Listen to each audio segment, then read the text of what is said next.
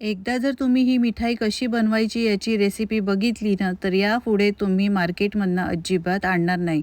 खायला भारी लागते. तर इथे मी 2 चपात्या घेतलेल्या आहेत.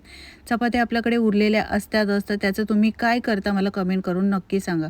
तेल गरम करायचं, त्यामध्ये असे चपात्या तुकड्या करून घालायचे आणि कुरकुरीत होईपर्यंत तळून घ्यायचे.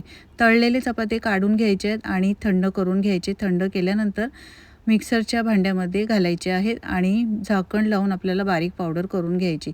यानंतर कढईमध्ये साजूक तूप 1 चमचा घालून ती पावडर घालायची, परतून घ्यायची.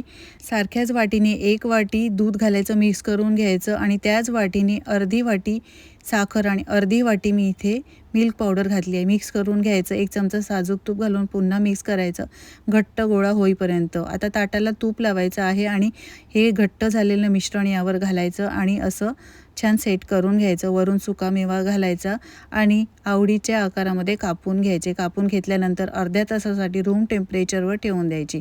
मस्त आपली ही चपातीची बर्फी तयार झालेली आहे. तुम्ही कधी बनवली आहे का मंडळी? बनवली नसेल तर एकदा करून बघा या पद्धतीने आणि मला कमेंट करून सांगा कशी झाली होती.